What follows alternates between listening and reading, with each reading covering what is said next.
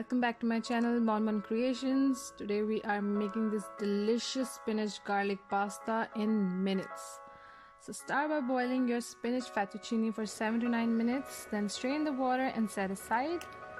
Then in a wok or deep fry pan, add olive oil, chopped garlic and cook until the garlic is golden brown in color.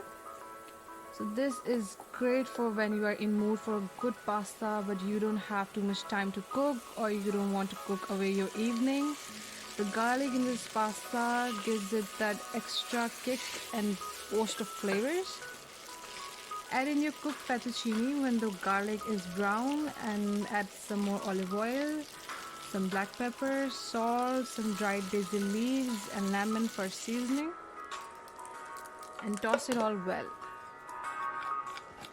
So you can add any kind of seasoning that you want. If you want to make it spicy, you can do that as well. It's all up to you.